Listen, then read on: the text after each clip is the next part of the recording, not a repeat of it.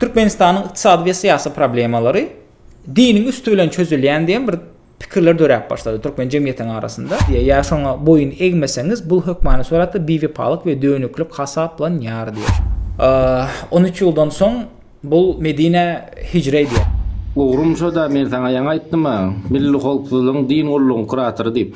Menin bir ýakyn dostum aýdyşýaly Andrey Bolman watandaşa ýankyýaly Andrey Bolman. Indi bizim peýgamberimiziň göz öňünde diýen nämeler bar? We siz wa-perwych konstitusiýaga garşy gidýäňiz, b peýgamberiň aýdan sözlerine garşy gidýäňiz watandaşlar. Men şu düşündirýän size, şu ýerde bir izwesni hadis bar, peýgamberiň aýdan sözleri.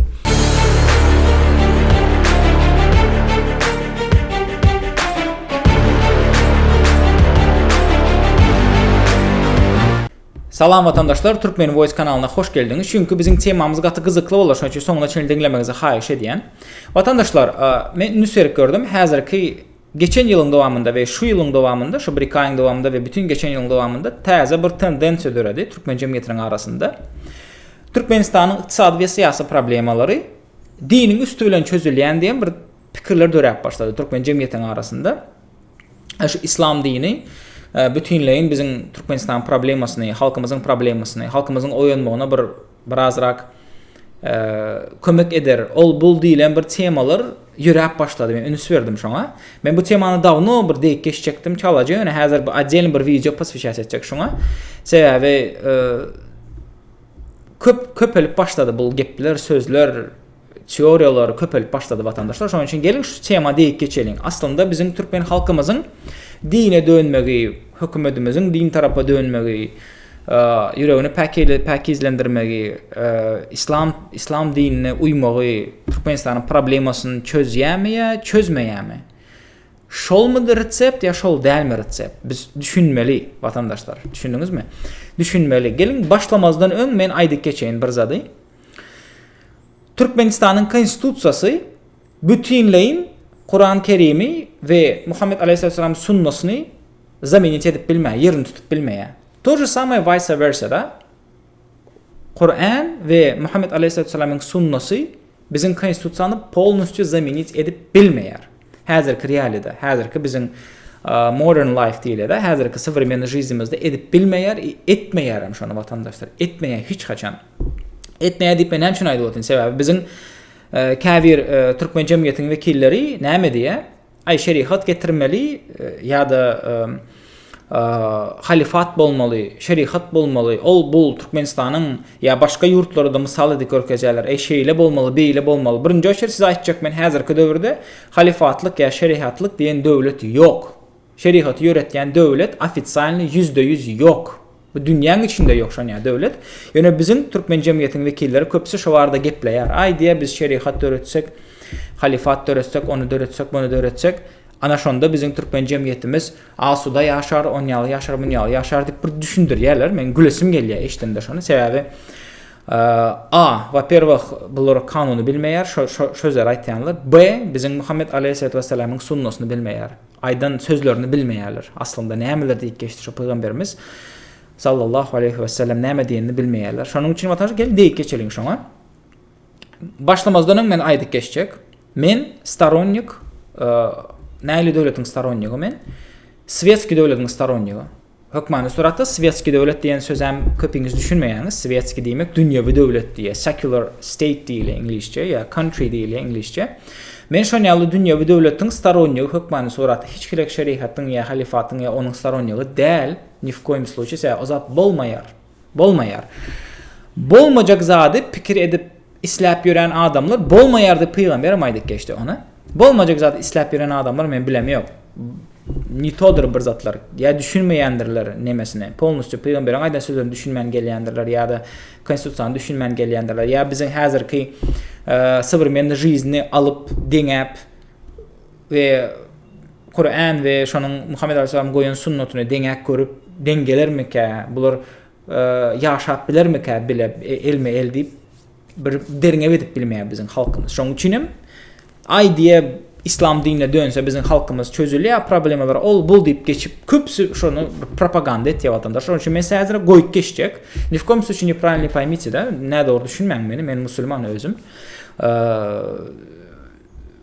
Allah subhanahu wa ta'ala'nı öz ilahim görýän, özümiň Hudaýym görýän, Hudaýym ýaly görýän we peýgamberimiz hem sonky Hatamen Nebiyyin, Pichət Prorokov ýaly görýän sonky peýgamberimiz musulman, neправильно поймите, men siz dininden aňyra çekjek bolam ýok, men düşündirjek bolýan, şoby siz pikiriňiz ütkesin. Pikiriňiz birazrak svetskirak bolsun. Birazrak sizin pikiriňiz svetski bolsa vatandaşlar, siz düşünýäňiz şo a siz konstitutsiýa boyun eýýäňiz, b peýgamberiň aýdan sözlerine de boyun eýýäňiz. Это всем полезно. Men düşündirýän, это очень всем полезно. Hemmeňize de полезно bolýar. Bütün jemgyýete полезно bolýar. Şuny alyp pikiriňiz bolsa, häzir men düşündirýän näle pikir. Vatandaşlar, birinci oçur biz düşünmeli. Bizim yurdun içinde, Türkmenistan'ın içinde men näle staronnik da, aýdyp geçdim. Dünýäwi döwletiň staronnigy men. Bu näme diýmek?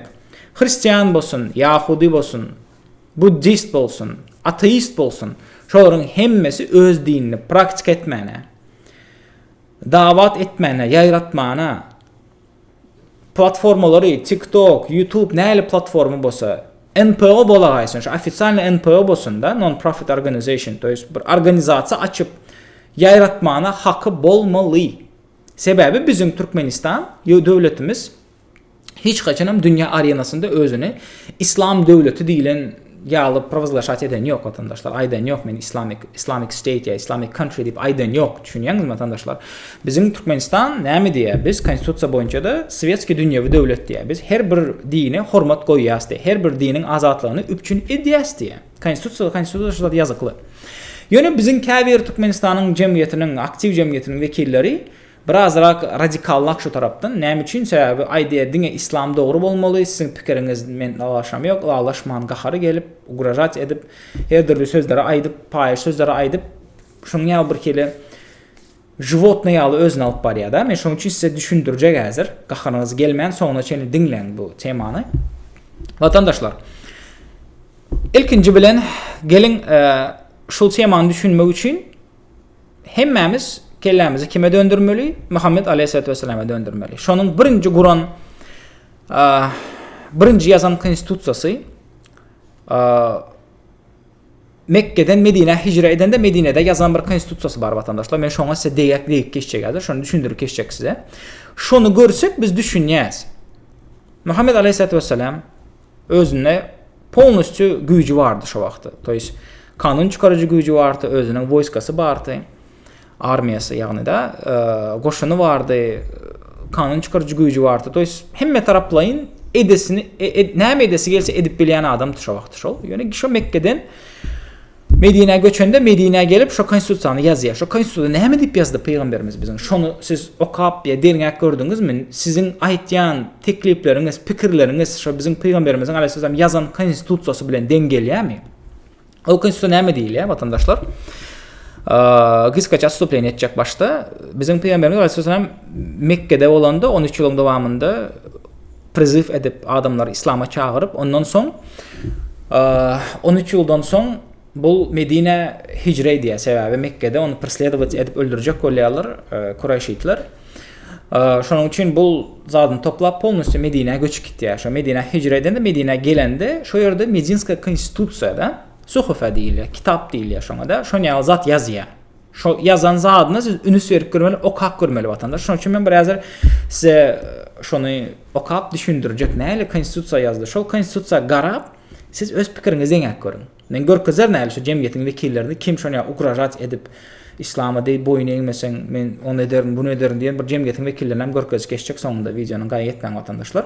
Men şol ýanky Medinska konstitusiýanyň bir kıskaça diýip geçjek şu Medinska konstitusiýa Peygamber Aleyhisselam'ın yazan sözü, yazan özüne yazan konstitusiýasy sallallahu aleyhi ve sellem. Garaň vatandaşlar. Ýanky aýdyşmaýaly vatandaşlar, bizim Peygamberimiz Medine'ye geçende Medinska konstitusiýany döretdi diýip aýtdym men size. Şu gelin şu konstitusiýa garap geçelim. Her haýsyňyzda interesne bolmaly. Näle konstitusiýa döretdi bizim Peygamberimiz täze şähere dönüp gelende, täze şähere göçende.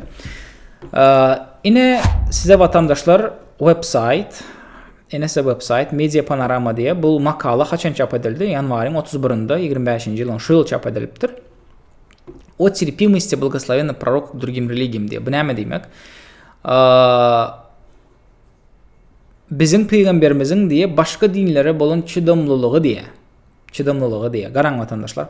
Отношение пророка Мухаммеда к представителям других религий наиболее удачно описывается аят из Корана. Bizning peygamberimizin başka dinlere bolan çıdamlılığı şul Kur'an-ı Kerim'in ayatından görüp bolýar diye. Bu näme Kafirun surası 6. ayet. O vasfaya vera, o nasvaya vera diye. Bizning peygamberimiz näme diýeti? Köpüsü bilen zibat edende, gepleşende dinini eger gepini ötürüp bilmese, İslam dini boyunca ay bolýar senin öz dinin, maňa öz dinim diýip hoşlaşýar vatandaşlar. 6. ayeti «Лякум динекум валия дин» demek şul. Во времена благословенного пророка Мухаммеда, саллаху алейхи вассалям, жители Аравийского полуострова исповедовали различные религии diye. Bizim peygamberimizin yaşayan dövründe Arap Yarımadasındaki yaşayıcılar bir türlü dinlere uyatı diye. Onların arasında diye среди них христиане, иудеи, зороастрийцы, политеисты и другие, не связаны с какой-либо религией diye. Onların arasında Hristiyanların bartı diye, Yahudilerin, Zoroastristlerin bartı, politeistlerin bartı diye. Ve yukarı bir dine de dengelmeyen cemiyetin vekilleri yaşayadı diye. Жизнь посланника Аллаха демонстрирует нам многочисленные примеры толерантности к немусульманам. Peygamberimizin yaşayışı hükmünü suratda bize diye başka dinlere, Müslüman değerlere diye bolun çıdamlılığını görkezler diye bizim peygamberimizin yaşayışı diye misal bulup bilir diye. Чтобы понять и по достоинству оценить терпимость пророка диye, да благословит его Аллах и приветствует, давайте рассмотрим период его жизни после переселения в Медину диye. Конечно, те первые 13 лет, что он провел в Мекке, призывая к исламу, ни в коем случае не были лишены терпимости по отношению к людям другой веры. Однако, кто-то может утверждать, будто это делалось только ради возвышения мусульман и социального статуса ислама диye. По этой причине сведем наш разговор к мединскому периоду, когда ислам стал официальной религией местного сообщества, а благословенный пророк получил полномочия устанавливать законы diye. Bu näme demek? Gelin diye bizim peygamberimizin çıdamlığını görmek için hükmani suratda Medine'deki yaşayan dövrünü garak geçelim diye. Yöne biz diye Mekke'de yaşayan Mekke'de yaşayan 13 yılın devamında İslam'a çağırış edip Mekke'de yaşayan dövrünü de garak geçecek öyle yöne siz aydarsınız diye onu aytsam diye. Onu misal etsem siz aydarsınız diye bu peygamber özünün statusu için ya Müslümanlığın statusu için etti, İslam dininin statusu için etti, ol bu bahana taparsınız diye. Şunun için gelin diye təzə şəhərə gelende diye. Hiç kimem tanıyan yok var. Təzə şəhərə gelende özünün nəl alıp bardı. Учитывая, что peygamber şal vaxtı diye özünün kanun çıkarıcı gücü vardı diye. Bu näme demek? 13 yılın devamında Mekke'de davat edip adamları İslam'a çağırıp tavhidin fundamentini kurup indi hazır qoşunan var, sahabalaran var, hafizlaran var. Gönü Medine'ye barıp kanun çıkar vermeli. Eden ne vermeli peygamber şöyle barıp. Eden etmeli hiç kimem durup bilmeyen şun karşısında. Yöne ne ettik ya bizim peygamber gelen son şu Medine'ye garan vatandaşlar. Bizim köpü cemiyetin vekilleri aytlar peygamberimiz eğer İslam gelse bir yere ya peygamberin özem diye şun yalı ihtiyatı diye şun sahabalaram şun yalı ihtiyatı diye başka dinlerin vekillerini İslam dinine uyması öldürüyordu. Ol bul deyip неграмотно, необразованный adamlarımız var da arasında. Şunun için ben aytacak hazırsam Мединская конституция bu näme? Şu Medine gelip Мединская конституцияны yazıyor peygamberimiz garan. Лучшим примером терпимости пророка Мухаммеда, да благословит Аллах и приветствует, может служить Мединская конституция. Сахифа demek, kitap demek. Как назвали ее различные историки diye. Sahife, suhuf dik geçiyor Kur'an'da, kitaplar dik geçiyor. Sahife demek bir kitap. Мединская конституция. Когда посланник Аллаха переселился в Медину, он перестал быть просто религиозным предварителем diye. Bizim peygamberimiz Aleyhisselam diye şöyle geçende Мединская конституцияны, Medine konstitusiyasını yazdı diye. Onun adı Sahife diye. Bir neçə tarixçilerim şunu Sahife deyip adlandırdı diye. Bizim peygamberimiz diye şu Medine geçende diye o dini lider болмаğı besetti diye. Dini lider болмады diye. Бұл diye теперь ему предстояло стать политическим лидером целого государства диye. Города-государства, правящим согласно учению ислама, а значит требовал установить четкие законы, способствующие установлению гармоничности и стабильности отношений в обществе, разрозненным десятилетиями войн diye. İndi bizim peygamberimizin göz önünde diye nəmələr vardı diye. Bündü dini lider değil, indi bu siyasi liderin boldu diye. Sebebi bunun maksadı nəmədir peygamberimizin diye. Şu yerdeki birbirini yığıran tayfalar, birbirinin arasında urşayan tayfaları birleştirmekti diye. Итак, посланник Аллаха должен был обеспечить мирное существование мусульман, христиан и иудеев. Gördünüz mü? İndi bizim peygamberimizin maksadı nəmədir diye. Şu vaxtı Müslümanları, ya Hristiyanları ve Yahudileri diye ve butparazları diye birleştirmekti diye. Şuların mirni yaşamağı, parahatçılık yaşamağı diye. Парахат yaşamağını için etmekti diye. Так появилось Мединское конституционное соглашение, которое подробно описывало соответствующие Ответственность каждой партии. Экран чекалды. Ответственность каждой партии, обитающей в Медине. Их обстоятельства друг перед другом и определенные ограничения. Şeydip de Medine'nin konstitusiyası dörüdü diye. O konstitusiyanın esas maksadı diye, şol taypaların diye birbirine bolan nemeleri diye, birbirine karşı bolan çeklendirmeler ve borçnamaları diye birbirinin arasındaki diye. По сути, она представляла собой конституцию возникшего исламского государства и было написано для всех. Любое отклонение от его пунктов считалось вероломством и предательством.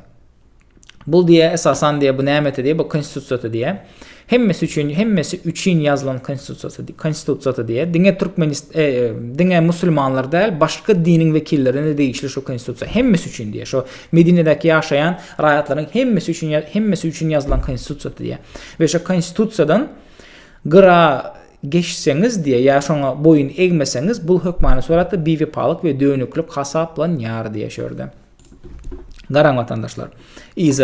Единая община. Первым пунктом bir джемиеттер diye. Первый пункт соглашения гласил, что все жители Медины, как мусульмане, так и заключившие договор христиане, иудеи, идолопоклонники являлись единой общиной.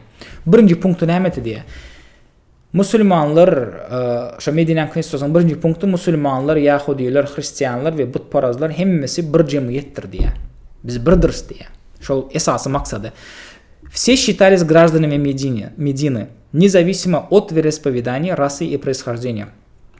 Şu yerdeki yaşayan hemmesi diye Medine'nin rayet hasaplanmalı diye şunun milletine gelip çıkışına veya dinine karamazdan hemmesi şu şehrin rayeti hasaplanmalı diye.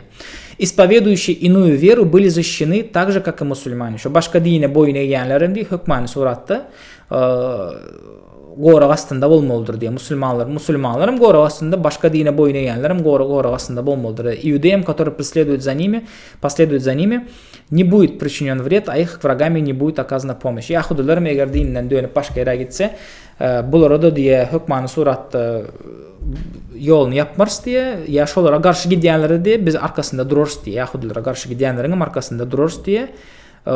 Yahudilere karşı gidenlere de biz karşı çıkarız diye, Yahudilerin arkasında dururuz diye. Ранее каждое племя имело союзников и врагов в городе Медина, а также за его пределами.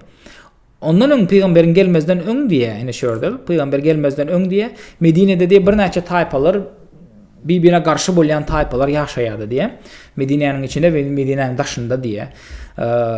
Birbirine karşı olan tayfalar yaşayadı. Пророк Muhammed da благословит его Аллах и приветствует, оставил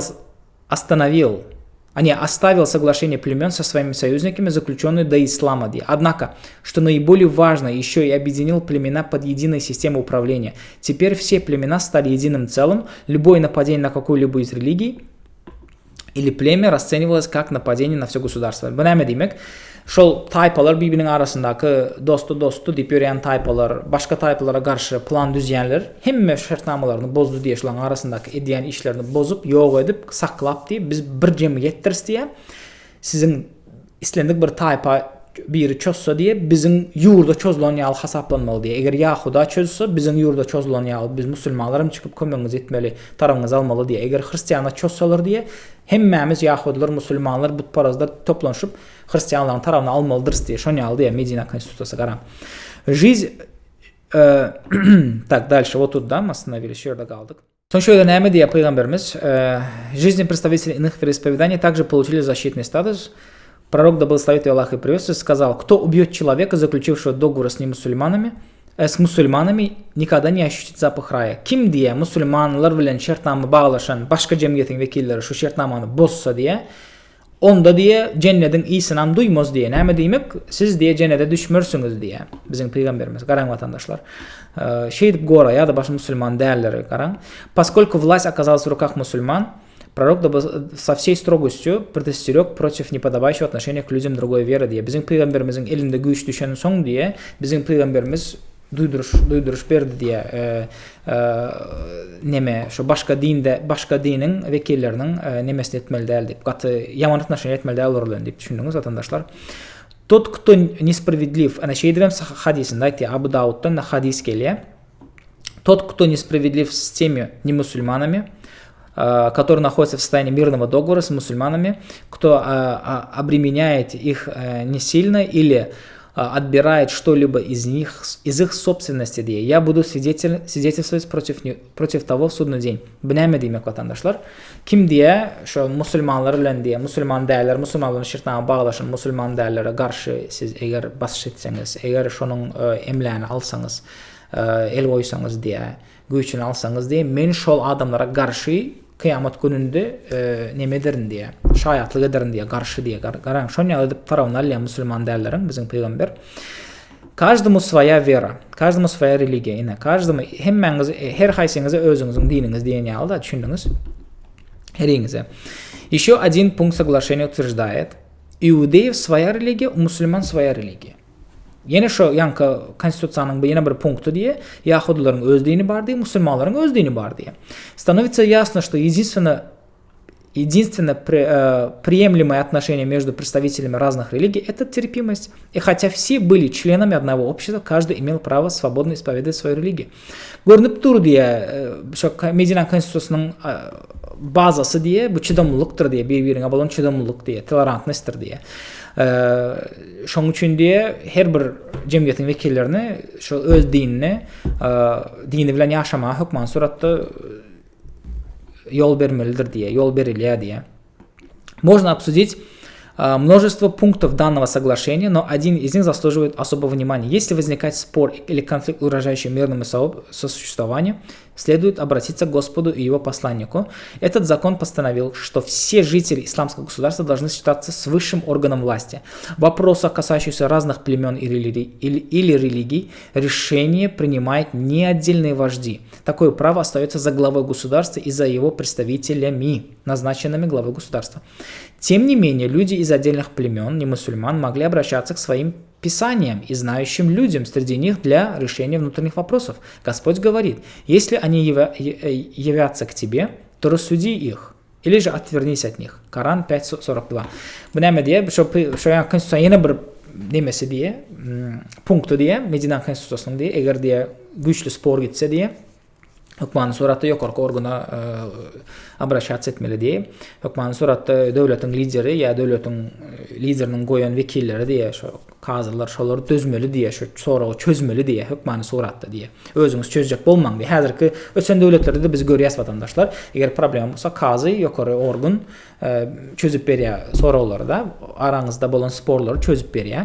Ýöne diye şu taypalar diye özünün diye şu pisaniýasyny bilýän, öz pisaniýa özüňize gelen dini kitaplar boýunça da öz soraňyzy çözüp bilýärsiňiz diye, oňa da ýol bardyr diye, şoňa da asnow edip siz dininizi, öz dininizi bilýän adamlaryň ýanyna ýüz tutup siz soraňyzy çözüp bilýärsiňiz. Onuň üçin diye biz ýoluňyzy ýapamyz ýok diye. Meselem Yahudiler öz Torasyna gidip garap öz soralaryny çözüp bilýär. Hristianlar bolsa Bibliýa garap öz soralaryny çözüp bilýändir diýen bir swoboda berilýär da olara vatandaşlar. Таким образом, благословенный пророк, саллаллаху алейхи ва саллям, позволил представителям каждой религии решать личные вопросы согласно своим писаниям, если только они не противоречили пунктам соглашения, которые названо мирное существование членов общества государственным приоритетом diye. Bnäme demek, şey dip diye bizim peygamberimiz diye her bir dinin vekillerine özünün meselelerini öz dini kitapları boyunca çözmeye ruhsat berildi diye. Eger diye şonun çözýän metody häzirki bolýan Medinski konstitusiýanyň şertlerini bozmasa diye. Düşünüňiz vatandaşlar. Гара. Примеры терпимого отношения пророка к другим вероисповеданиям. Мединское соглашение – это не единственный пример толерантности пророка Мухаммеда, Аллах приветствует. Мединское соглашение дало право иудеям исповедовать свою религию. Мединянин diye konstitutsiyası Yahudileri özünün dinine yaşamaya ruhsat berdi diye, yol açtı diye. При пророке Мухаммеде, Аллах приветствует, иудеи имели собственную школу diye в Медине. Байт аль-Мидраш diye. Даже diye peygamberin yaşan dövründe diye Yahudiler özünün mektebi var ekeni diye. Vatandaşlar öz mektebi var ekeni Medine'de diye gruptırlar diye. Özünün Bayt al-Midrash diyen bir mektebi var ekeni. O yerde diye O yerde diye özünün torasyny okamana wagtyny sarf edip bilýär eken adamlar ibadet etmäne diye we bilim almana diye öz wagtlaryny geçirip bilýär eken şo mekdebiň içinde Yahudiler diye garaň watandaşlar. Şoň ýaly bir demokratiya da watandaşlar, konkretny demokratiya döretde peýgamberimiz Мединское соглашение – это единственный пример толерантности пророка Мухаммеда, Аллах приветствует. Мединское соглашение дало право иудеям исповедовать свою религию. При пророке Мухаммеде, Аллах приветствует, иудеи имели собственную школу. Медини Байт аль-Мидраш. Инде гараң ватандашлар, в многих письмах, направленных правителям разных государств, благословенный пророк подчеркнул неприкосновенность религиозных институтов. Вот письмо, направленное в монастырь Святой Екатерины на горе Синай. Гараң ватандашлар, шол монастырь Святой Екатеринаның Синайды неме дağındaki yerleşen monastırını Peygamberimiz Aleyhisselam hati veriyor şo yere. Gayetmen şu siz gora astındasınız, bizim döwletiň astındasınız diye. Meniň goşunum sizi gorar, näme bolsa da diýen bir hati berýär. Şu hat okak görüň watandaşlar. Men şoň gyska çese häzir bunu okamazdan men bir kicik gyska video goýajaktyryn. Şonu görüň we häzir biz gaýdyp geleriz. Через какое-то время, 1 марта 622 года, у города Бедра одержал победу и укрепился в Синае, на Синайском полуострове. Соответственно, после этого монахи этого монастыря отправили ему депутацию с поздравлениями, на что Мухаммед выписал им вот такой вот документ, который показан вот здесь в презентации, то есть это оригинал охранной грамоты, то есть фирмана Мухаммед, то есть фирман это приказ султана на турецком языке, то есть и соответственно вот Мухаммед выдал вот такой документ, в котором, ну, если мы скажем в двух словах, он призывал мусульман дружить и призывал их к братским отношениям с христианами. То есть я думаю, что мы текст... Ну давайте мы его можем прочитать. Это, скажем так, богодухновенный текст, поэтому мы можем прочитать. Вы видите то, что там у вас идет фоном на вашем докладе, значит, текст, или мне его прочитать лучше? Этот текст, я могу его прочитать. Да, пожалуйста. Я думаю, что сделать. Значит, текст такой. Во имя Аллаха милостивого и милосердного, это послание от Мухаммеда ибн Абдаллы всем христианам, ближним и дальним, да будет оно порукой нашего с ними единства. Сим приношу я клятву за себя, моих слуг, последователей и единоверцев, в том, что отныне беру христиан под руку мою, как земляков моих, и обязуюсь во имя Аллаха быть им защитой против любого противника. Да не посмеет никто силой принуждать их к повиновению и не посмеет смещать их епископов, изгонять монахов из монастырей. Да не смеет никто разрушать дома их молитвы, не нанесет им вреда, не ограбит их во имя выгоды для мусульман. А слушник да будет объявлен клятва преступником перед лицом Аллаха и мятежником перед пророком его. Да будут христиане союзниками моими, я клятвенно поручаюсь быть им защитой, да не принудит их никто оставить дома свои, да не принудит к сражению против их воли. Пусть мусульмане защищают их силой оружия, да не возьмет никто замуж христианку противно ее воле, и не воспрепятствует ей посещать ее церковь, да пребудет уважение к церквям их, и не воспрепятствует никто поддержанию их, и не поставит под сомнение святости данных им обетов. Верные да не приступят к клятвы этой до судного дня. Вот такой. Ну и дальше Аллах милостив и милосерден, христиане монастыря Святой Екатерины, как это уже третий текст, да, это да.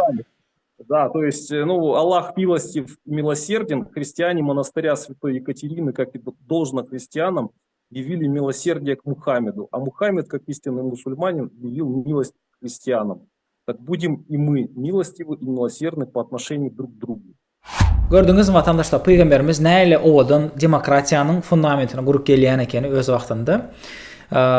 Şoň üçin vatandaşlar, siz hökmany suratda bir zat ýatdan çykarmalydyr. İslendik din, hristiýan bolsun, buddist bolsun, yahudi bolsun, butparaz bolsun, dinsiz bolsun, ne tapawdy ýok. Şolar özüniň dinini ýa pikirini beýan etmeli ruhsat berilmeli hökmany suratda.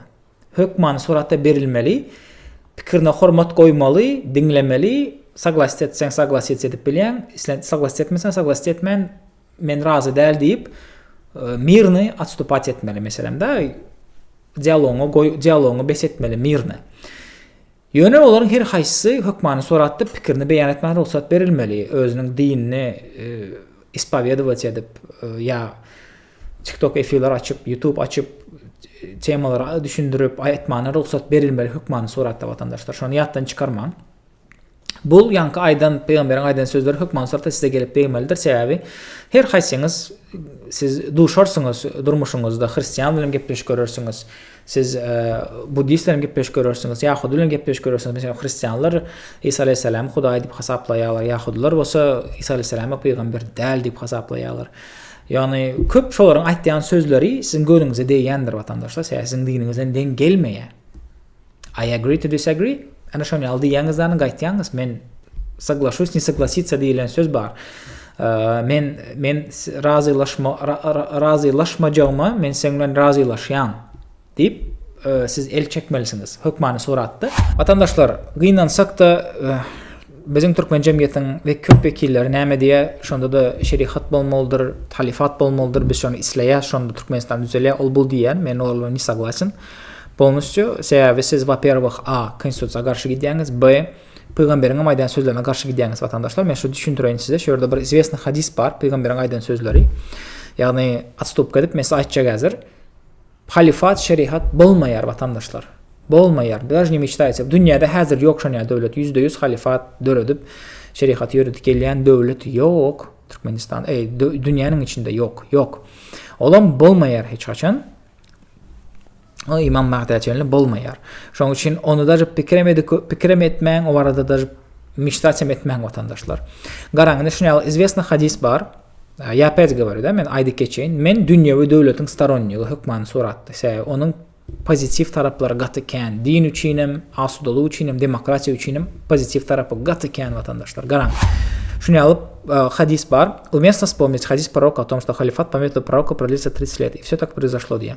Biz diye hükmanı soratdı diye peygamberin bir aydan sözlerini yatla geçmeli diye hadisi diye halifat diye peygamberin proroçeski halifat peygamberin metodu boyunca görülen halifat 30 yılın devamında bolýar diye onun ölümünden son ýagny.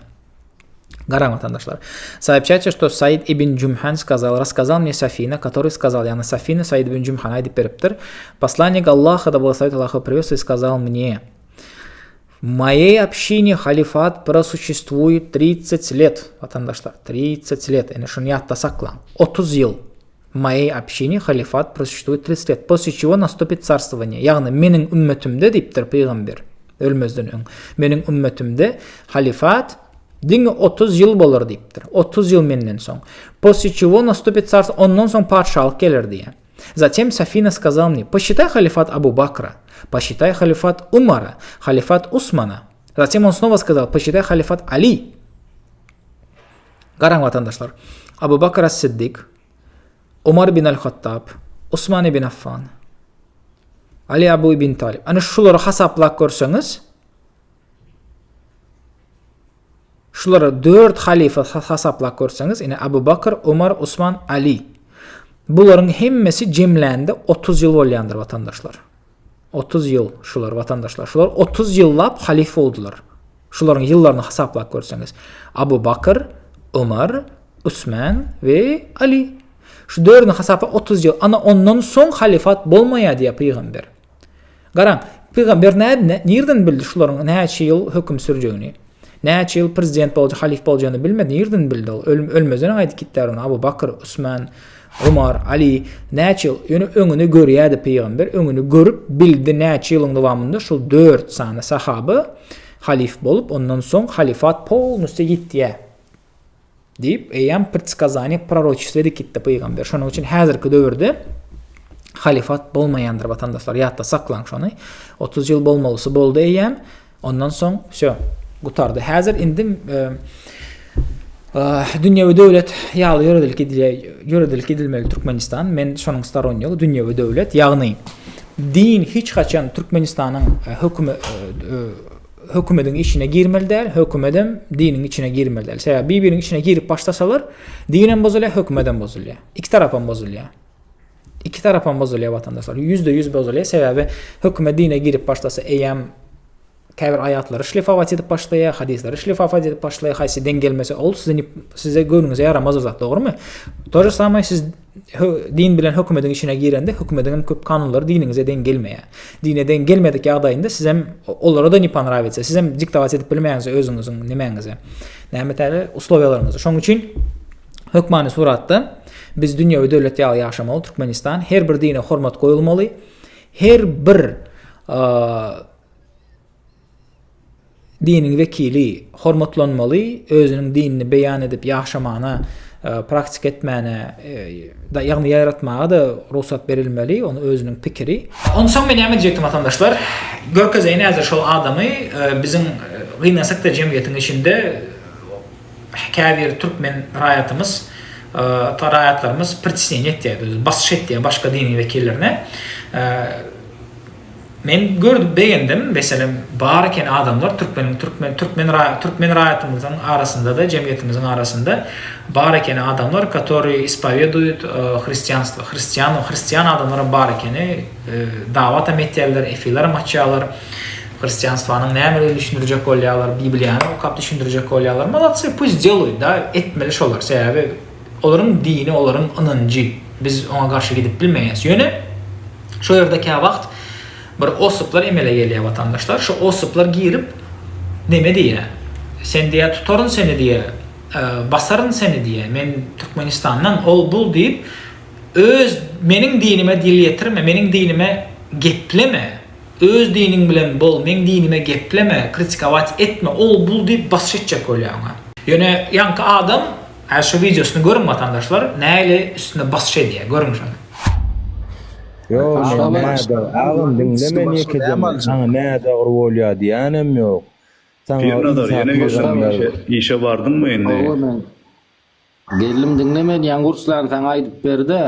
300 sancı koşun bilen yeňdi diýip. Kur'anyň men sana hadis aýdaýyn, Bedre söwüşinde yeňdi şonu. Edilöv. Eme sen Bedre söwüş. neme iş Bedre söwüşinde işin ulan emne sen komiteti işleseňem arasynda dinarlyga medýän mene pirnadar. Ogrum şoda men sana ýa aýtdym, milli howpsuzlygyň din ullugyň kuratory diýip. Yo, şu arasynda gelip neme diýen de dini goramak üçin hereket edýän de gel. Sen işin bolmaly da. Aslında men bara işim Wahhabiler bilen aktivistlerle ýöne ikfanak bolup nuru tarap ýol bilen sen çykdyň da bir ýerden. Испугались? Обосрался. Что сделали? Обосрался. Endi bize mi iş bolduk mu sana neme? Pirnadar. Peygamber bilen Kur'any dillermeýän düşündirendirna. Neme pirnadar seret biz Wahhabiler ýaly däl seret hökümetem 30 ýyldan bäri 40 ýyldan bäri bilýär şo Mesihden kimliginem bilýär, imanyň nämediginem bilýär. Şoň üçin Men sana ýa aýtdym, Türkmenistanyň konstitusiýasynyň 1-nji maddasyny. Men sana ýa aýtdym, Türkmenistanyň konstitusiýasynyň 1-nji maddasy. Konstitusiýa başga näme diýär?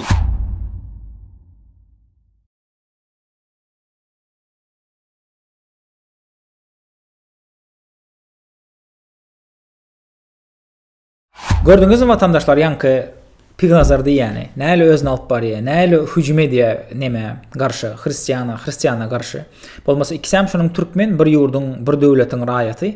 Ýöne bir-birine bolan ýigrenjini gördüňizmi? Sen degme gepleme zat barda diýe. Ol geplemene haky bar onuň. Ýanky widuçynyň geplemene haky bar, aýtmana haky bar, öz pikirini beýan etmäne haky bar. Ýöne sen degme, men seni basaryn, onu ederin, bunu ederin, meniň asnamnom işim aktivistler ve Wahhabiler olur bulur diye yani senin bir yerden gelip çıktın zat bat deyip üstüne hücum etti gördünüz mü? Bolman şanyal vatandaşlar. Benim bir yakın dostum ayrıca şeyalı Andrei Bolman vatandaşlar. Yankıyalı Andrei Bolman kanunu bilin bozman vatandaşlar. Kanunan bozman nif koymuştu. Tamşı yankı Pirnazara karşı açan cinayet işini gozgap bolya edeni işi boyunca.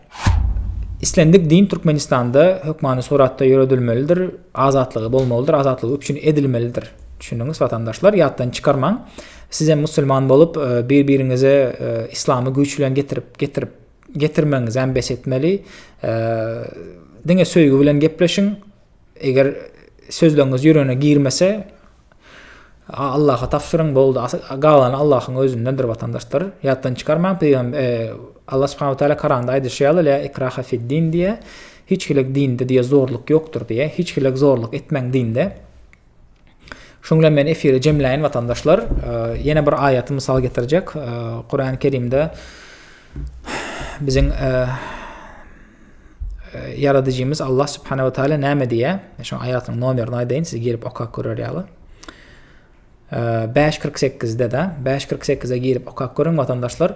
Allah näme diýär? Biz diye sizi dürlü taýip edip döretdik diye. Näme üçin? Men sizi bir jemgyýet edip bir sany ummat, bir sany jemgyýet edip döretip bilerdim diye. Siz bir-birinizden tapawatyňyz bolmasdy diye men döretip bilerdim. Ýöne men sizi diye dürlü taýpa, dürlü adam, dürlü renkleri bilen döretdim diye. Garan gara var, ak var. Näme üçin diye? Näme üçin? Sizin bir-birinizin özüňiziň içiňizdäki odonlugyňyzy tapmak üçin diye. Ýani men meselen başka dindäki adamyň içindäki odonlugyny aktarmaly. Ol meniň içimdäki odonlugymy aktarmaly. We biz diňe bir zatda çekeleşmeli, sırnavat etmeli, bäsleşmeli, bir zatda diňe. Olam näme de şu aýatyň içinde aýdylyp geçilýär. Oňat amallarda, ýagny oňat işlerde biz bäsleşmeli. Başka zatda bäsleşik ýokdur. Kim köp oňatlyk etýär-de, ol näçe sadaka berýär, men näçe sadaka berýän, ol näçe yaxşılık etdiye başka adamlara, enatasına bolan yaxşılığı, cemiyete eden kömegi, şu taraftan biz bäsleşmeli. Başka taraftan bäsleşik ýokdur vatandaşlar. Şu aýatyň aýdyşy boýunça şu ýatda saklan, Allah da öredip bilerdi bizi bir cemiyet edip ýöne döretmedi. Näme üçin? Sebäbi biz bir-birimiziň odonlygymyzy aktarmaly, odonlygymyzy tapmaly we hormat goýmaly bir-birimize. В конце концов atamız birdir diýär. Şonuň üçin ýatda saklan vatandaşlar, şonu özüňizi goraň, şuňky efir gutardy we pikiriňizi ýazan aşağıda. Siz nämenin staronnygy, haýsy sistemanyň staronnygy, maňa interesni bolýasyň pikiriňizi okamana. Özüňizi goraň, saglyk görüşelim. Sag bolun.